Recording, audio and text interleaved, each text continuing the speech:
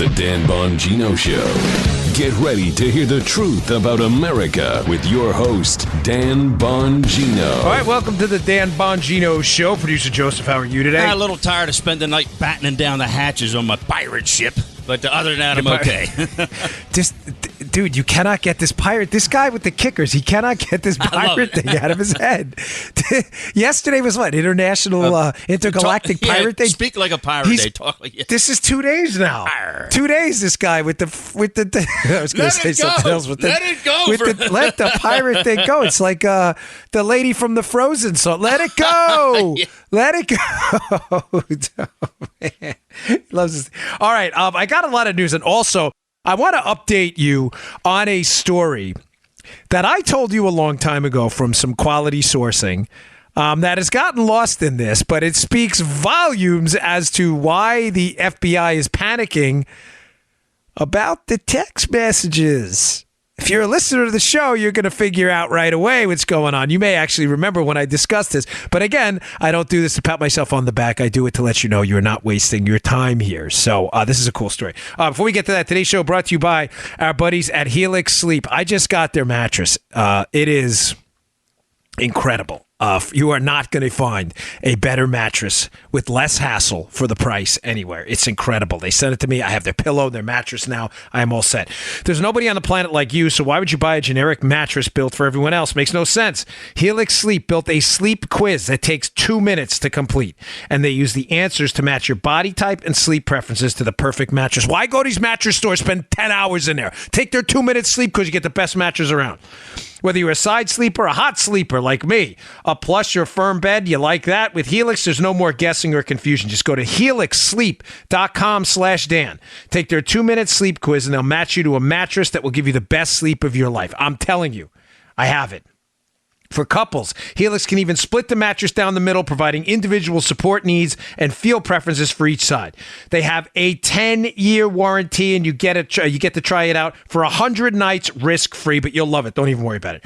Right now, Helix is offering up to $125 off all mattress orders. That's $125 off at Helix, Helix, sleep.com/Dan. Helixsleep.com/Dan for $125 off your mattress order. helixsleep.com/Dan. Go there. You won't regret it. All right.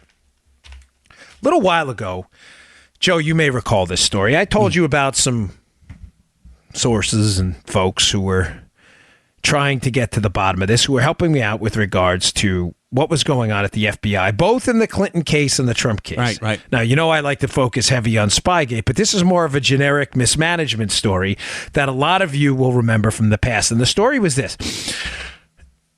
Jim Comey was, when he was at the FBI, almost a de facto, at times, part-time director. He would take off a lot. Remember this story, Joe? Yeah. This is, by the way, folks, this is not me saying this. This is the source I have who, let me run with the information. Obviously, I'm not going to say who, or it wouldn't be a source. I'm not an investigative journalist, but I am a guy who appreciates facts. They told me this, and I haven't heard this anywhere else. You have, if you listen again. Comey was kind of a part-time director. He would take a lot of time off, including a lot of Mondays and Fridays, making him effectively a Tuesday, Wednesday, Thursday FBI director. You would think in a prominent position like that, he would show up more often. Again, I'm telling you what's been relayed to me from people who were in the know. Not every week he'd take off, but there was a lot of time off.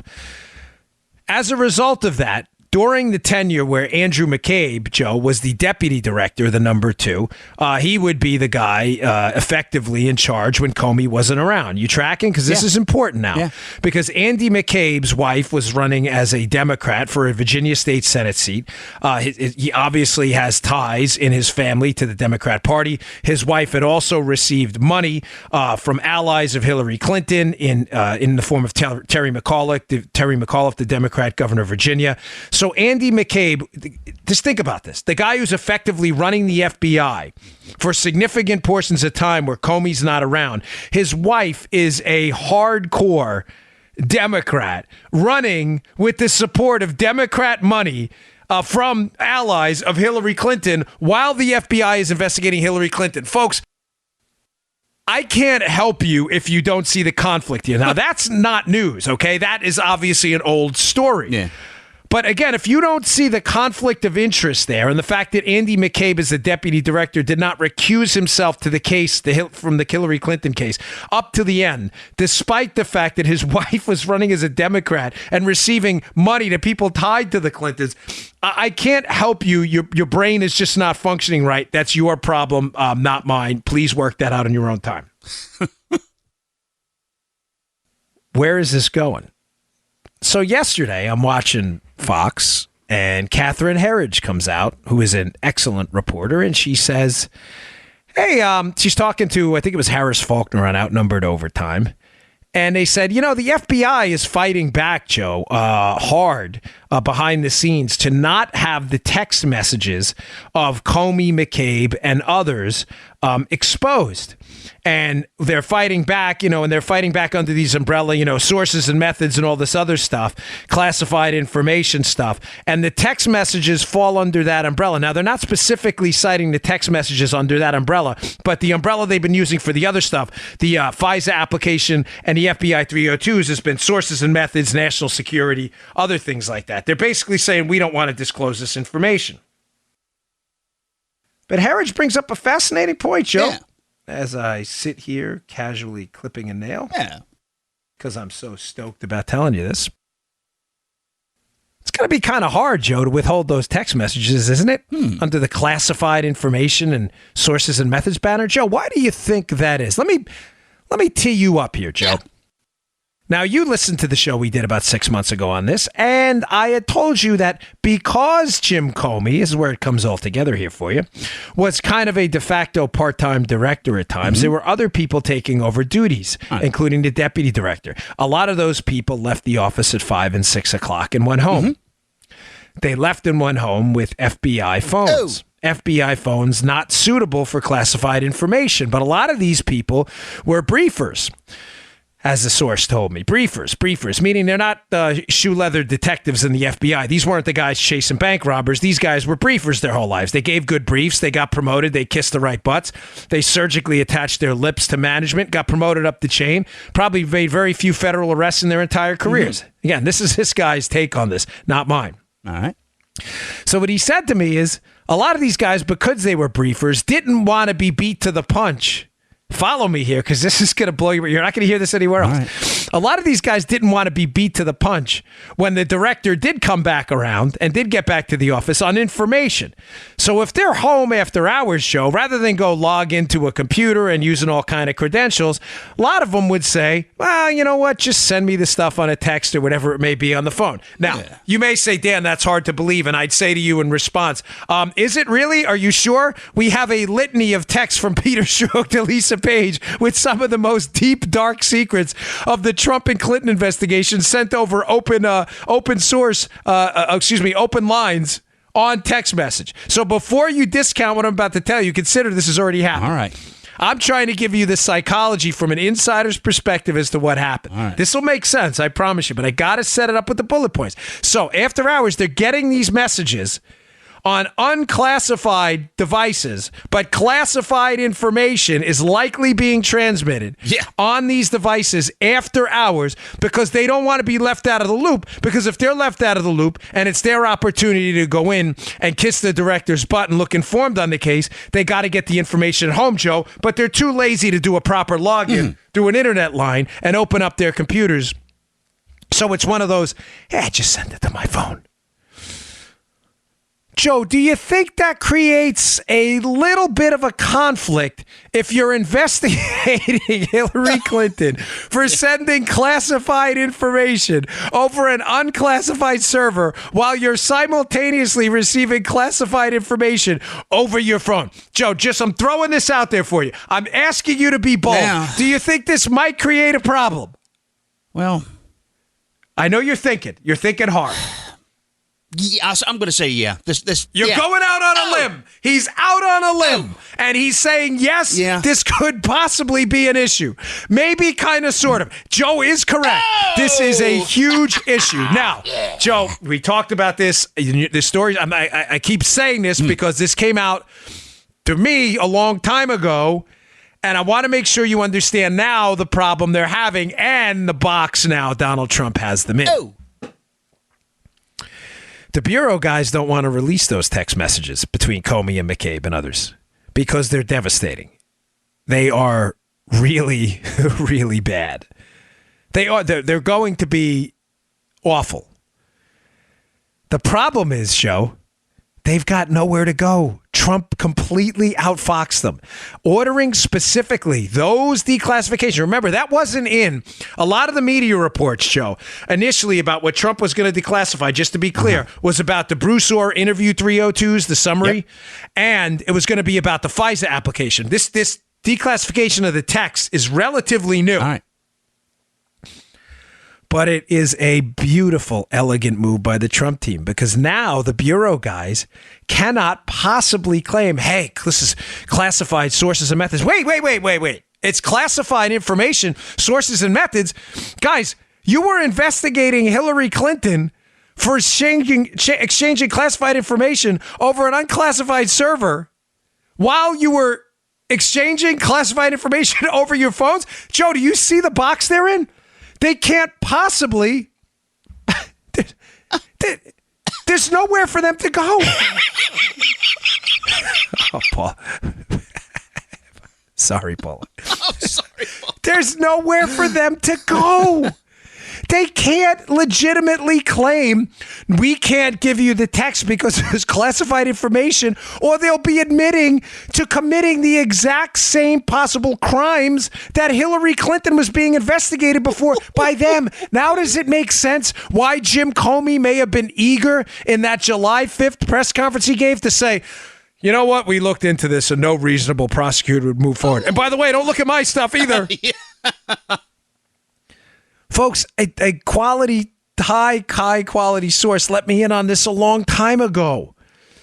That these guys were after hours briefers that were obsessed with getting the latest and greatest details. They were too damn lazy to log in on their own FBI computers in the proper way through the firewalls. They got the information from their phones. FBI, by the way, FBI phones. These guys, and they have nowhere to go on this. Nowhere. It's an FBI phone. You should not have been exchanging classified information. It's only rated for unclassified stuff. And there's a good chance that this information was at a minimum for official use only, and they're exchanging it over unclassed devices while investigating Hillary Clinton for the same. Folks, this is a huge story. It's a huge story because it provides follow me from yesterday's show. Yesterday's show, which did bonkers numbers. Thank you very much, by the way. Yesterday's show explained to you yesterday. Get it out. Spit it out then. Yesterday's show gave you a motive for what explained away the heavy involvement of foreign intelligence entities in that election, despite the downsides of doing so.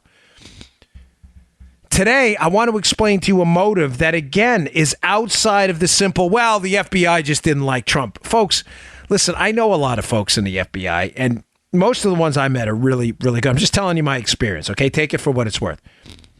But even the ones I didn't like were not stupid, okay? Mm-hmm. There is no way Comey, McCabe, and all of them are dumb. There was probably some kind of a motive there for them making this Hillary Clinton case go away, although it was patently obvious to any sane person paying attention that Hillary Clinton had broken the law. It was obvious. There's a motive there. There's something we're missing. And what we were missing the whole time is this piece of the puzzle that is now coming together. And Catherine Herridge hit on it in the Harris-Faulkner interview yesterday, where...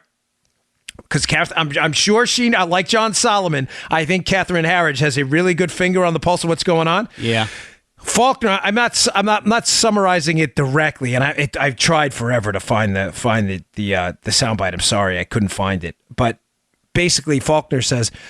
Herridge says, well, you know, they're fighting, exposing this stuff. There's been like an uproar within the DOJ and all this stuff. They don't want their stuff out there and they want to hide it. And Faulkner says, well, you know, on the text message stuff, you know, if it's classified information and sources and methods. And Herridge goes back and says, well, those devices weren't rated for that, so they really shouldn't have been classified, right?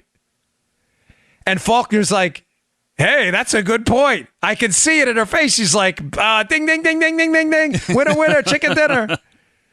You get it? Yeah. People know. I say this on Twitter. I used to hashtag it. People know all the time. There's stuff out there people know. These FBI guys burned so many bridges. They burned so many people over the years. There was no way they were going to be able to continue with this charade. So just to sum this portion of the show up, because it's important what we're getting at here.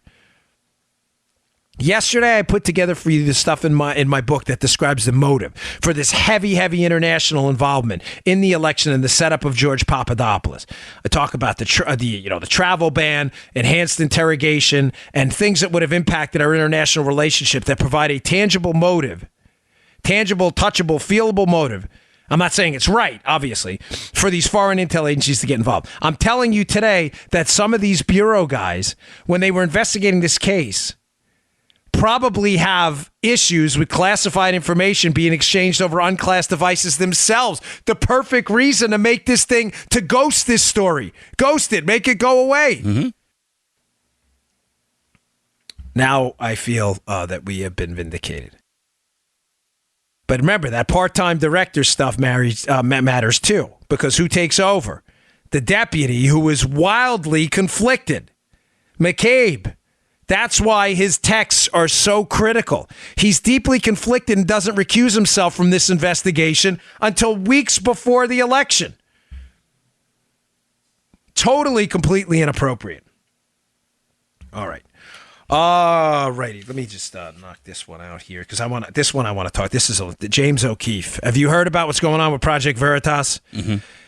If you haven't, this is going to just blow your mind, and it speaks back to the swamp connections we've been talking about the whole time. Today's show also brought to you by our buddies at Indochino. Listen, I wear suits all the time being on TV, and I need made-to-fit stuff. Off the rack, I throw it right in the garbage. Doesn't work, never fits me ever.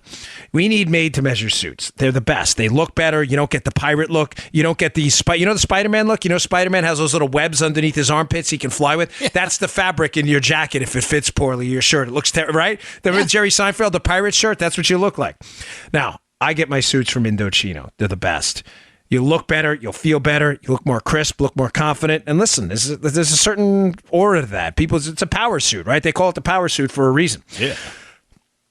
Indochino is the world's most exciting made-to-measure menswear company. They make suits and shirts to your exact measurements for an unparalleled fit and comfort. There's a wide selection of high-quality fabrics and colors to choose from, and you can personalize them. You can personalize the lapel, the lining, the pockets, the buttons. You can write your own monogram. I have that on my sleeve. I know it's a little Thurston Howell, but I like it. That's my thing. You can personalize it. You don't have to, but that's my bag of donuts. Visit a stylist at their showroom and have them take your measurements personally or measure at home yourself, and shop online at Indochino.com. That's Indochino.com. Indochino.com. Choose your fabric, choose your design customization, submit your measurements with your choices, and relax. So you're going to get a suit professionally tailored, fit to you. No pirate shirts, no Spider-Man outfits, and mailed to you in a couple of weeks.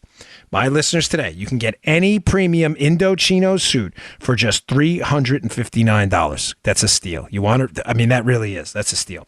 Go to Indochino.com and enter my last name, Bongino, at checkout.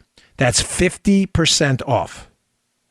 Not 15, not 5. 50% off the regular price for a made-to-measure premium suit. Shipping is free. Go to Indochino.com, use promo code Bongino, Bongino, and look sharp today. Just $359 plus free shipping. That's an incredible deal. They're also expanding into casual clothing with made-to-measure chinos, and it'll be your go-to pants, pairing as easily with a suit jacket as you do with a sweater. Go check them out. Introductory price for some of that, just $79. Check them out, Indochino.com. Use promo code Bongino at checkout. Okie dokes. Project Veritas strikes again. Let me just get a drink of this tea here, Joseph. My throat gets a little dry, folks. As I've been doing so much talking lately I have like 3 jobs now, doing commentary for NRA TV with Fox, and I'm doing this, so I'm at it all day, which is fine. I love doing it.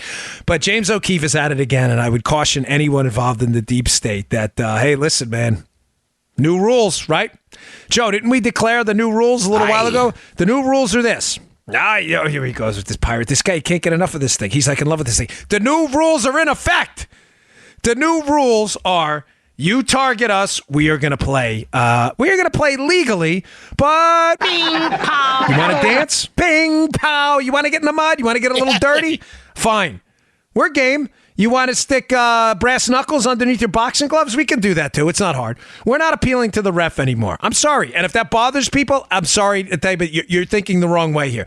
These people are not playing by any rules anymore. They're showing up at people's homes. They're sending threats to people. The Antifa people are actually physically attacking people. It's time within the bounds of legality to fight back. And again, if that bothers you, maybe it's not for you here. But this is it's time to fight back. So I appreciate what O'Keefe's outfit's been doing. Now, if you don't know James O'Keefe and Project Veritas, what they do is they go out with undercover cameras and they get corruption and things like that on tape. And the corruption they got on tape recently is staggering. Now, I have the link in the show notes. Please check it out. It's a good story that lays out the some of the transcripts of what you're about to hear here. But here's the first cut from an undercover video. Now, this is important because I want to describe to you what this lays out. We've been telling you for a long time about the quagmire, the swamp, how the D.C. swamp, it's not just Capitol Hill. It's not just the staff on Capitol Hill. It's not just bureaucrats. It is a merry-go-round of individuals, Joe, that go and take government jobs. They use those government jobs to embed themselves. When they leave those government jobs or are asked to leave due to a change in administration, they go to think tanks. Those think tanks make contact and keep contact with their friends on the inside. They then use that information on the inside to fight against who? You and your vote. Your vote. There are people actively on the inside of the government feeding information out. Now, this is a woman by the name of Jessica Schubel, who, according to this tape here, again, she has not defended herself, but no one's denied that this tape is genuine. This is an undercover video of her. Now, she used to work at HHS, and now she works at a think tank. And listen to her explanation of how she keeps contact with these people and she gets information in advance and how they tactically use it to undermine the administration. Do you have any friends that still work there? Yeah, I have a few. Oh, okay. Yeah. Can they like screw them over? No, but they give me like information. Oh, they do? Yeah. Nice. Your friend mailed you the policy that was about to come into effect. What policy was it? It was the policy that allows the work requirement For allows states to require Medicaid beneficiaries to work in order to get coverage. okay. And then she mailed it to you in the physical, like snail mail, like the post office, and then you got it. That's like awesome. That's It was like kind of like the Nixon deep throat type of thing. Is the resistance just your friend, or is it like a bunch of people? It's like a bunch of people. Oh, okay.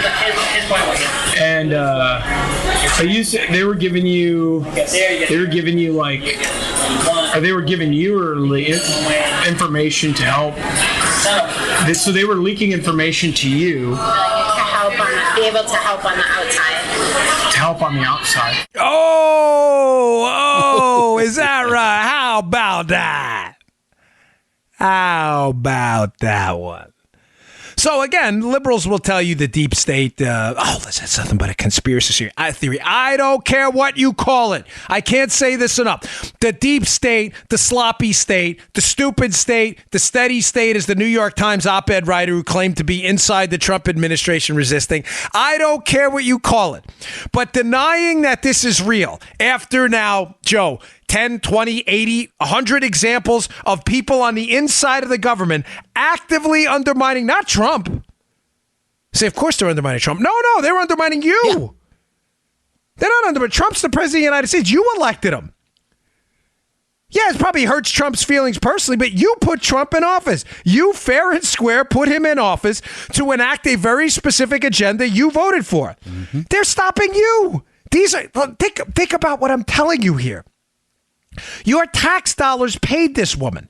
She left the government, went to a think tank. She maintains contact with people your tax dollars are still paying at HHS, who are mailing her information about policies that have not become public yet, to which she's using to fight those policies after you vote. Yes, Joe's got his fingers on his head, on his on the eyebrows. You're like, is this happening? Yes, it's happening. Folks, it happens all the time. I saw this over and over and over again in my time in the government. This is now, to be clear, this corruption part of this is not unique to the Trump administration. Mm-hmm. The active resistance, though, on a mass scale probably is. I've never seen anything like this. This is the merry-go-round of the swamp. Go to work for the government. Take a very little salary to work for the government. Use your connections to take a big salary later on in the private sector.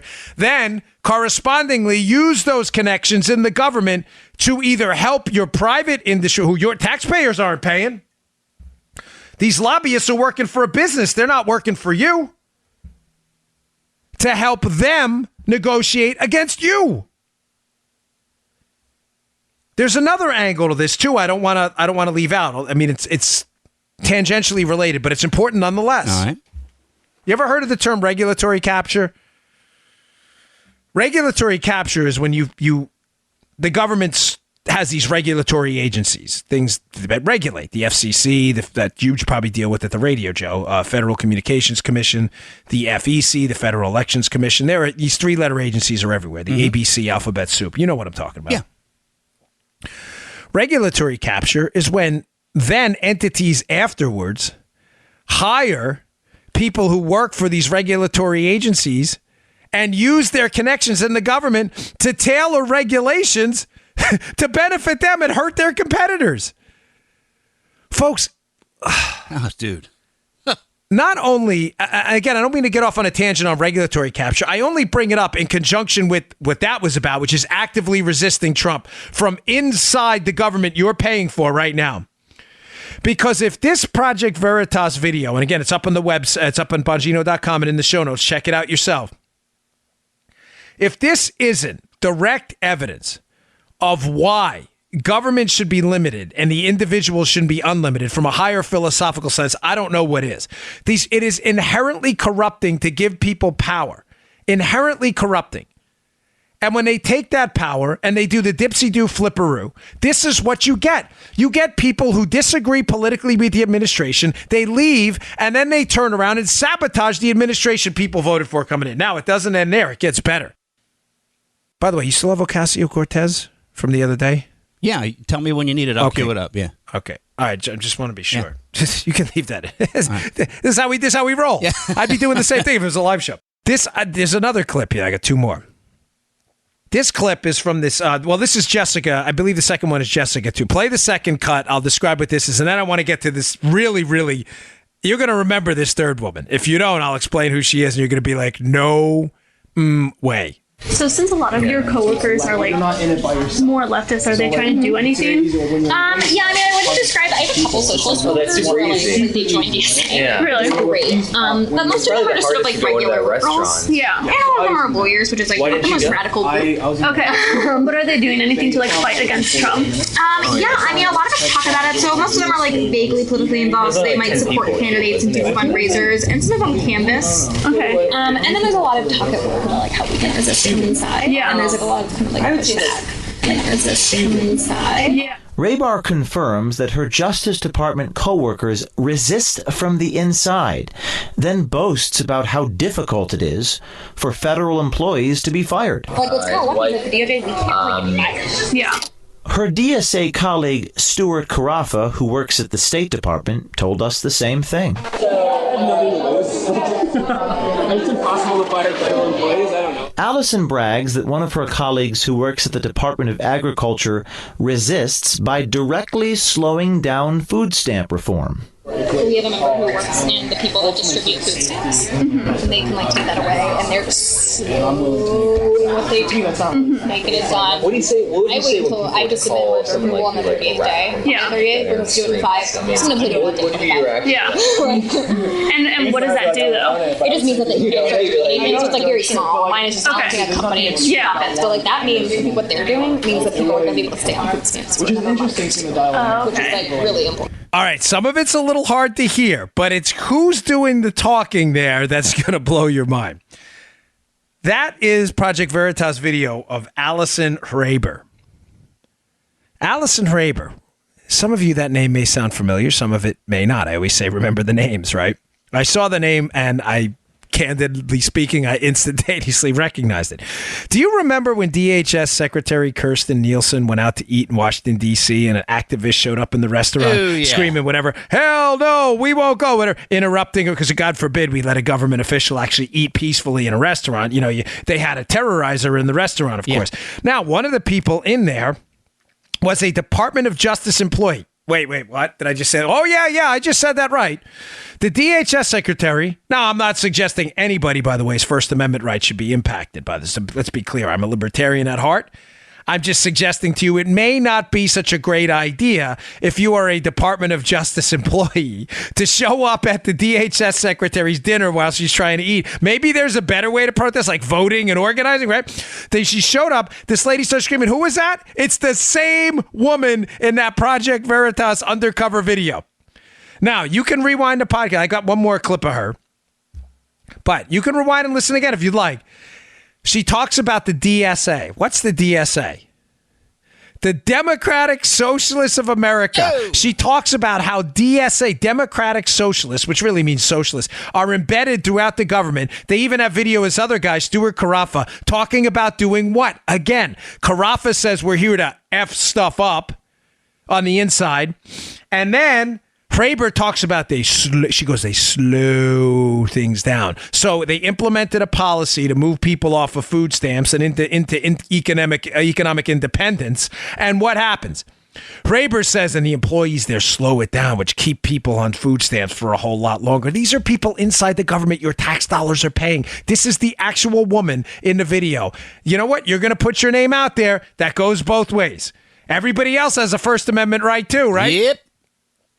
So O'Keefe's team invaded this Democrat Socialists of America thing and got this Fravor on tape talking about how Democratic Socialists are embedded in the government, how they're slowing stuff down. Now, here's where it gets interesting, and I have a personal relationship because this is I'm really upset about this. Because this was, when I was a police officer, this was a huge, huge deal. This was a big problem in the NYPD in the day. But Allison Fravor in this cut, hints about doing something with information that really bothered the snot out of me. It should bother you too. So we looked it up and we found a different address for him, and it turns out they sold that house and moved in the last 6 months. So when we sent someone to the secondary address, their license plate was outside and it had a bumper sticker for a school their kid went to. Okay. I know that's very creepy, but it was very useful information. So we ran the license plate, and it was a car registered to Jeremy Wiley. So his car is parked outside a house that he does own as of very recently, and someone saw him through the window, which is also very helpful. Also, we're able to run license plates through we cannot do it officially. What? Wait, what? Oh. Did you catch that? Yeah. Now, the guy later on, the same guy they're asking questions, probes later on, I had to cut it, short for the sake of time here. But he asks how Fravor's getting this information. So Allison Fravor says they're asking how they're getting these addresses to go and find people at their houses to protest. And Fravor says, well, quote, we can't do it officially. And then later on in the video, which you can see at the website, one of the guys seems to indicate that she's using a government LexisNexis account to get those home addresses to protest on these people. Think about this. This is incredible. This woman is being paid on taxpayer money using, allegedly here, taxpayer-funded resources, just to be clear, to go and protest in front of people's houses. This is unreal. This is unbelievable. Your money's paying for this. Now, this is serious. This stuff bothers me because when I was a police officer, this was a major league no-no. And again, being candid with you, this was a big problem with the NYPD. There was a story when I was a younger cop of these police officers, and I'm not making this up. I don't remember the specifics. If I did, I wouldn't give them out because it's unnecessary to the story. But they pulled up next to this good-looking woman in a car, and, they ran the plate. Yeah. They were like, hey, whatever, Antoinette, whatever your name is, how'd you know my name? Oh, whatever, we ran it. From what I remember, the woman's father or something was like a chief or a deputy inspector in the police department. It was a big scandal. They wound up doing queries, and a lot of the license plate checks were being done not for police business, but for personal business. Obviously a violation of public trust. That cleaned up the whole system. After that, there were very specific logins. You had to make sure there was a reason given. And I think that's fair. I mean, no one would question otherwise. Right. Folks, is this happening now inside the government that this woman is using inside resources? Is this someone needs to get her and interview her immediately? If this is the case, she needs to be fired, terminated as soon as possible. This is an unforgivable violation of the Hatch Act to be using government resources to track people down, to protest them for partisan purposes. Again, let me be clear. I'm not talking about any violation of our First Amendment rights at all. Joe, perfectly entitled to protest, perfectly entitled to protest after hours, perfectly entitled to be an activist. That's the American way. You are absolutely not entitled to use government resources to do that. If that's happening and the allegations on this hidden video are correct, she needs to be fired immediately. Immediately. But again, new rules. You want to put yourself out there, you're out there, babe. Other people may be looking too then. You don't like it? You know, and like I said, you want to protest the Homeland Security Secretary while she eats dinner? As long as you don't break any laws in the restaurant, doesn't have any problem with it. I've got nothing legally to say about it. I think it's a jerk move. I think it's really stupid. I think you're not accomplishing anything or getting anything done. I'm just telling you, we have rights too then.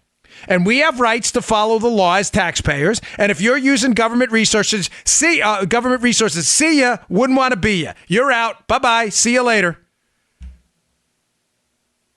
New rules. We're not taking any more of your crap. How do you like them rules? All right. Quick update on the Kavanaugh case. So the FBI, in case you missed it yesterday, is now saying with regards to Brett Kavanaugh's Supreme Court nomination and the allegations against him that they are not going to conduct an investigation. Please, if you missed yesterday's show, I'm strongly encouraging you. Not just because it relates to current events, but as Joe would call it in the business, it's an evergreen topic. Yeah. Although I discussed how FBI background investigations work because this is going to come up again. I'm already seeing the weaponization of the FBI outside of Spygate for other things, and this is happening with the Dems now. Kavanaugh has been accused by this woman, Dr. Ford, of some sexual misconduct allegations when he was a teenager. I got to be honest with you, this story has way too many holes in it at this point. I've said to you over and over, they got to take the vote. Just take the vote. Take the vote. She's apparently not willing to testify about it. If she's not willing to provide the details or testify, it says to me she's not looking to advance this at all, and this has been more of a partisan battle than anything. The FBI is now saying there will be no investigation because there's no crime alleged, which there isn't. And if there was a crime alleged, a federal crime, I want to be specific, but if there was a state crime, the statute of limitations is already gone. She had to report it within a certain amount of time, and she didn't. The FBI is saying, don't do it. We're not going to do this investigation. Now, I'm telling you, the Democrats are preparing for a long-term fight to discredit any future decisions made by this guy. I said it yesterday, I'll say it again today. Their next battle is going to be, okay, we're going to have to acquiesce on this because we don't have the votes, but all of these decisions will be tainted in the future. This is how sick these people are. Wake up every day and thank the Lord you are not a Democrat, that they are going to accuse this guy of being a sexual predator on the Supreme Court, and every decision is tainted. But the FBI is now saying no. So the Republicans, folks, here's what you have to do. This is an activist-oriented show. The do matters. The talk is cheap. You have to call your senator's office. You have to do this. Please, I'm begging you. Call, email. Be cool about it. You know what to do. It's not a lecture show. You all, we're not liberals. We don't, we're not the violent ones. It's them we got to worry about. I'm humbly requesting that you call and email. Please. I'm seriously begging you. Call your senators. Demand the vote on Kavanaugh. Demand it. The Republicans have bent over backwards, Chuck Grassley and his team, to respect this woman's story and have it heard, despite the fact that it has massive holes in it, huge holes in this story. There's supposedly a woman who said she heard the story in high school. She then deleted the post and doesn't want to do any interviews. Ladies and gentlemen, there is something not right here. Call the vote. Call the vote. But this is time for you to do. The talk is cheap. You have to do it. You have to call and email your senator and demand this vote be taken. This has gone on way too long. It's important. Please, please, please. Okay. Let's move on to Alexandria Ocasio-Cortez, who is the gift that keeps on giving. All set up? Away. Yeah, I have been itching to get this story out. for a long time because it's just prima facie evidence of the economic illiteracy of the left. As I've said before, I'm not trying to play both sides and be cutesy about it. Listen, winning elections is hard. She won a huge upset in a primary in New York 14, socialist Alexandria Cortez against Joe Crowley. Good, nice work. Now it's your job to know stuff. Clearly you don't. She was on with Jake Tapper, who I've told you Tapper will give it to you on both sides. You don't have to like it, but I know I've been in the chair with him.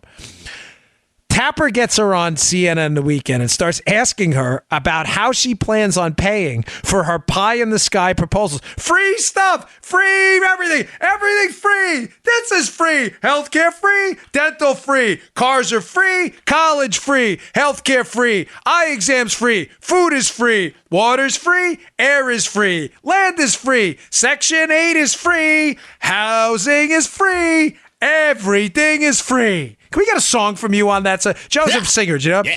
It's like the free song. Let's get like a 30-second jingle we can play. I'm still dancing. Joe's got that old, Joe is an old rocker. Yeah. He does that shoulder dance that the old rockers do. Yeah. He does. He's got the whole thing down. Folks, she can't figure out. You know what? Disregard. Rewind. She can figure out how to pay for it. She knows what the answer is. The answer is it would be confiscatory taxation at 80-90% tax rates, which would bankrupt the country, and it would go under. She understands. Believe me, this woman's not dumb. But she will not tell you. That's what bothers me more. She will not tell you the truth.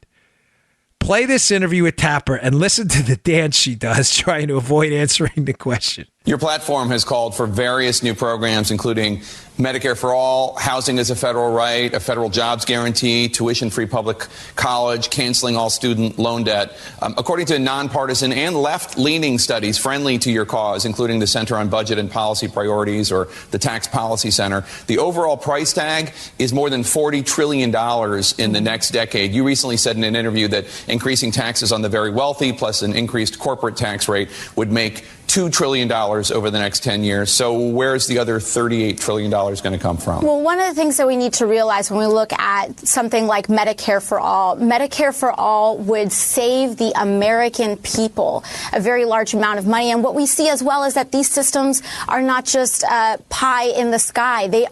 Many of them are accomplished by every modern civilized democracy in the Western world. The United Kingdom has a form of single-payer health care. Canada, and I'm talking about the overall package. You say it's not pie in the sky, but $40 trillion is quite a bit of money. And the taxes that you talked about raising to pay for this, to pay for your agenda, only count for $2. And we're going by left-leaning analysts. Right. Well, when you look at how our health care works, currently we pay much of these costs go into the private sector. So what we see is, for example, a year ago, I was working downtown in a restaurant.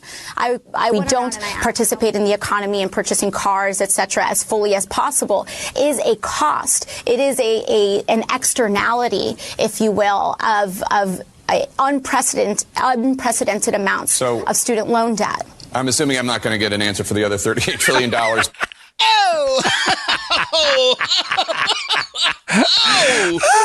Listen, I'm telling you, man. The Tapper will go for it. I know. Oh. I'm assuming no, you're not, Jake. You're not going to get an answer because she has no idea. Or she has an idea and she's not going to say. Let me just hit a couple of the lowlights. I was going to say highlights, but a little bit of lowlights on that. Number one, I'm not really this is not an economics show only. I love economics. But she seems to not understand what an externality is. An externality is you can have a positive or a negative externality generated from a direct interaction. So if you have some kind of an idea about clean water that's generated, and the idea from that, the clean water generation, right? The idea can be used over and over again. The best way to say it is one of the reasons the socialists always, I don't want to get too wonky, but this is really an important point I brought up once on Hannity, and people seem to really take it and run with it. One of the reasons socialists are really not that bright, and it's specifically old school Marxists, and they've chronically underestimated capitalism. We're going to run out of resources. People are going to be subjugated to a bourgeois class. And one of the reasons they always screw this up is because, ladies and gentlemen, a resource can be used generally one time or a couple times, whatever it may be, right? You have a hot dog, you eat it, that food's a resource, it's over. Yep. An idea can be used over and over and over again, and externalities get generated from that, positive externalities, external to the initial transaction. She doesn't seem to understand what an externality is. She seems to ignore positive, like pollution could be a negative externality. So if I engage with a transaction with a coal company and I buy power from them, right? I'm not buying for pollution. I'm not buying, right? I'm buying power. Right. The fact that air pollution is generated would be considered legitimately so in economics a negative externality. I did not pay for the pollution, but the pollution is generated external to the deal, and basically, someone's got to pay for it at some point. That's a negative one. There are positive externalities too. That's what I meant by the idea. You have a new idea on how to clean water that's not necessarily patentable, right? You figured out boiling water works. I mean, think about it. Someone eventually figured out that there were germs in water. You had to boil it. Do you understand the positive externalities that were generated through the lack of transmission of diseases in the future when people figured out you could boil water? There are positive externalities. That is one of the things. Please tell me this makes sense because it's really important. Yeah. The Marxists never understood that. They view the world as like food, water, pickaxes, resources, and slave labor. And that's it. What they never understood is Bill Gates sat in his garage, developed an idea that was used over and over. Hey, I got an idea. What about a computer that could do this? And then other companies came in, and now we got computers that do everything.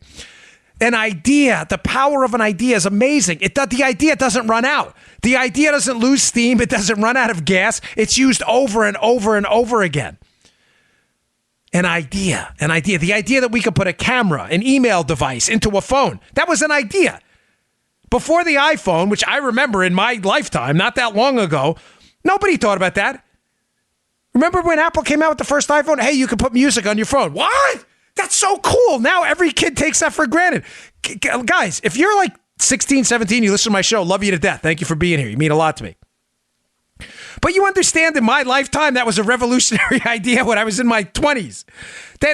Nobody had ever heard of that. They were like, what do you mean? An iPhone? You can listen to music on your phone? Now you can do everything. My phone's more powerful than my computer. That was an idea. The socialists always downplayed an idea. She doesn't even understand what an externality is. And she goes, people not being able to buy cars, that's an external. What are you talking about? Do you even get it? Then she starts talking about how government-run healthcare is somehow going to save money. She doesn't understand the numbers, ladies and gentlemen. She doesn't understand the plan she's advocating for. It is not going to save money. I went over yesterday in the end of yesterday's show. There was a reason I brought that up. And the article's still in yesterday's show notes about how the Canadian healthcare system does spend less money on their citizens than the United States at a cost. There's a reason they spend less money because they ration their product out using time. The rationing happens on waiting lists. Read the report yesterday. The surveys and the studies are cited in there. You want an MRI? You're going to have to wait in Canada. You want to see a specialist? You're going to have to wait up to 20 plus weeks. That's how they save money. Just be honest with people. Why do I bring that up? Because Ocasio-Cortez doesn't even understand that the Bernie Sanders Medicare for All plan she's recommending, Joe, the plan would be implemented using what? A 40% cut in payments made to doctors and hospitals. Oh. Now you may say, well, that's great. We would spend less money on healthcare. Folks, at what cost? Listen to me. I don't mean to insult you liberals, but I have to for a minute. Don't be an idiot. Are you telling me with a straight face that Alexandra Ocasio-Cortez's plan is going to cut payments by 40% to doctors and hospitals and they're all going to continue to work the same amount of time? Does that make any sense to you? It doesn't make sense. She knows this doesn't make sense, or else she's really, really unbelievably ignorant.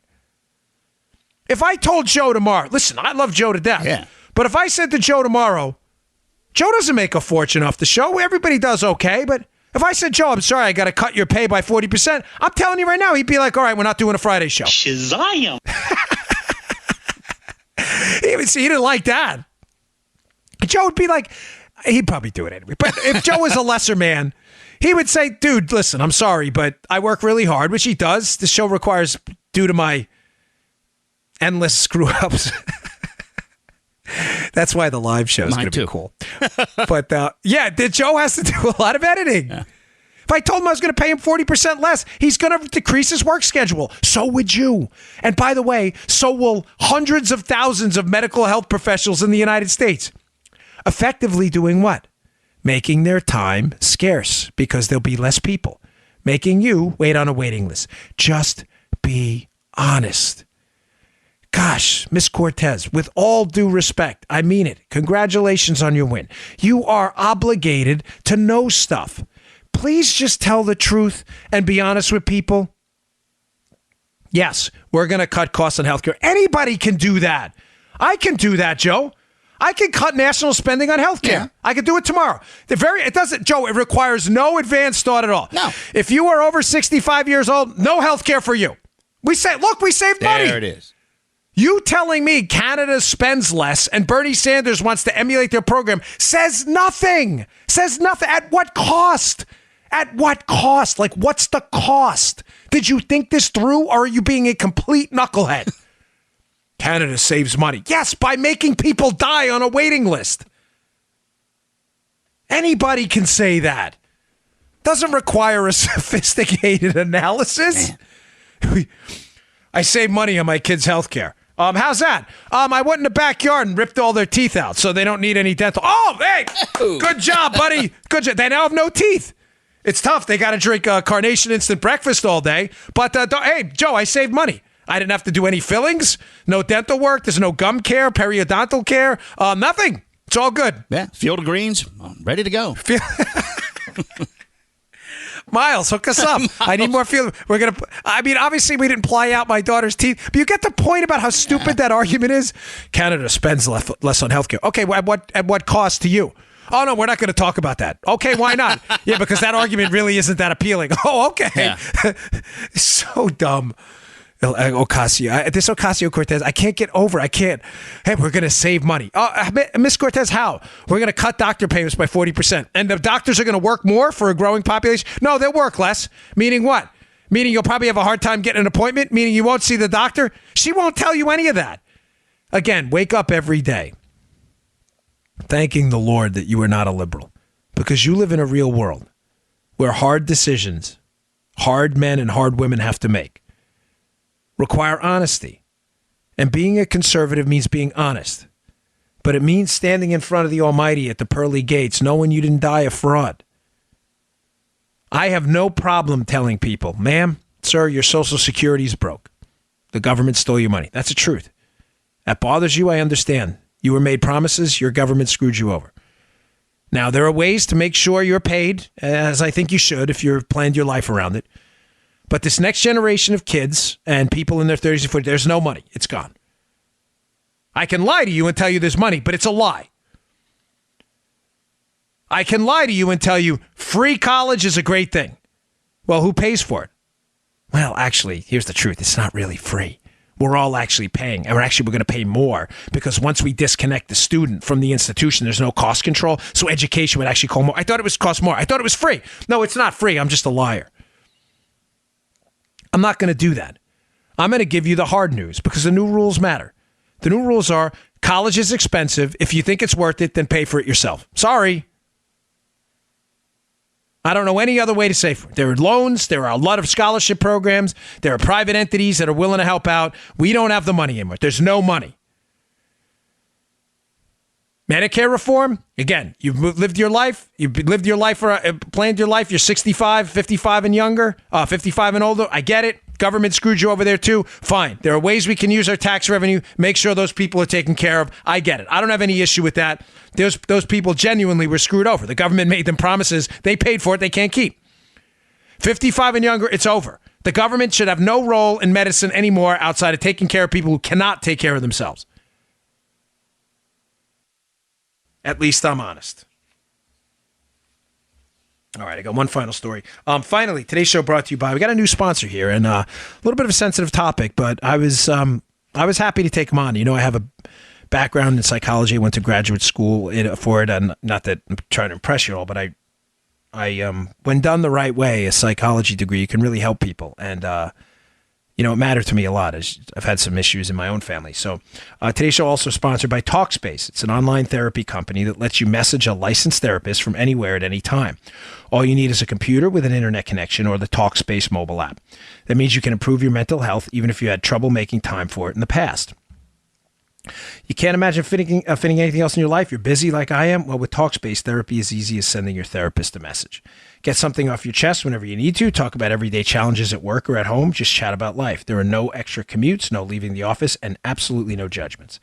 Remember that therapy isn't just about venting your innermost thoughts or digging into childhood memories. It's also about practical, everyday strategies for stress management and living a happier life. Having a therapist simply provides you a designated person for you to talk to who's trained and can listen to you and help you make some positive changes in your life.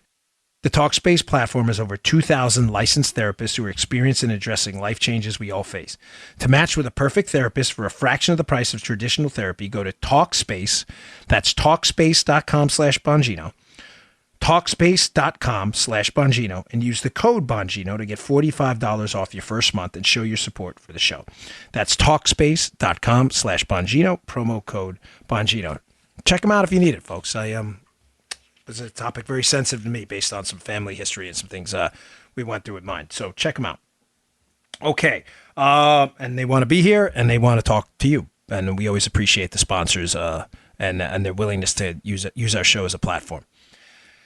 One more story, folks. Again, in regards to that with Ocasio-Cortez, because it would be completely unfair and disingenuous for me to present to you this show as if it's a binary question. Republicans good, Democrats bad.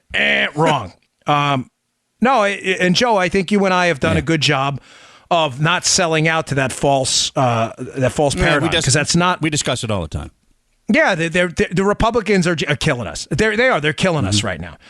I have a story in The Hill. Will be up at the show notes today. They are trying to ram through before the election another out of control spending bill. And here's the scams they're pulling now. Don't miss this one. The spending bill, by the way, the Republicans still dominate the House. They have a huge margin in the House, and we still have a majority in the Senate. The spending bill is $7 billion above the cap. So we're spending now, Republicans in the House, we're spending more money, $7 billion more, the agreed upon caps. It's like Democrats, so let's just be clear what we're talking about here. The Democrats asked for the maximum amount of money up to the caps. The Republicans in the House voted for $7 billion more than that. It's not like we're going bankrupt or anything, Joe. Now, here's the slick move, Republican leadership, who sold us out again on this bill, which is what they always do. They're driving us off a cliff into bankruptcy. But again, I'm not going to lie to you. I'm not going to defend these guys if they're not going to defend their principles, because I don't care. I'm about the principles. I'm not about them. They attached it, Joe, the labor package to the defense package plus a CR, knowing what? That Republicans will always vote generally for defense, for our military and national security spending, figuring it would sail through, and it did. It passed in the Senate 93-7. There were very few principled people who voted against it. Guys, ladies, again, I'm asking you to get active, to call your senators, email your rep in the House of Representatives and say, what the heck is this? You know how to handle it. Be cool again. But what is going on here? Guys, listen to me. It matters. I'm telling you it matters. If you are a constituent of theirs and a voter, I'm not telling you your one email is going to change the course of history. I'm not going to be hyperbolic. But as a guy who's run for office and has spoken to many politicians, they take this stuff seriously. If you don't email them or you don't call them, it takes 2 seconds. Just call the office. What are you doing with this Kavanaugh thing? And what the heck is going on with this spending bill? If you don't call them, these are like, a lot of these guys live in a moral vacuum. I'm sorry, they do. There are some good people up there, but there are very few, unfortunately. If you don't call them and they vote for this ridiculous porculus package again and nobody calls them, they assume you're all happy with it. Yeah. Hey, I got the best of both worlds. Joe, I don't got to take a tough vote. I don't have to cut any spending, and nobody cares. Folks, please Get active. Get their email addresses. Get their office email addresses. Email them and call them and voice your opinion. I'm telling you, it matters, especially if you're a 4x4 voter. They have ways to look you up in the system, and most of them will, and they know if you're a voter. If you are a 4x4 voter, meaning you voted in the last 4 primaries and the last 4 general elections, and your family's done it too, which mine has, you are gold to them. Gold. Your phone call means everything. Everything. Please call them. We are going bankrupt. They spent $7 billion more than the top level that was being asked for. This is a scam, a scamorama. All right. Sorry about the tone of the show, but we're fired up and this stuff matters to me. Hey, I will be on the 5 today, later. So check that out on Fox, and please subscribe to the show. It helps us move up the charts on iTunes, iHeartRadio, SoundCloud, and others. It is free, but the subscriptions are what really move us up the charts, and that's how other people discover us. Share the show if you wouldn't mind, too. We really appreciate it. Thanks a lot, folks. I really appreciate your time and attention. I'll see you all tomorrow. You just heard The Dan Bongino Show. Get more of Dan online anytime at conservativereview.com. You can also get Dan's podcasts on iTunes or SoundCloud. And follow Dan on Twitter 24/7 at DBongino.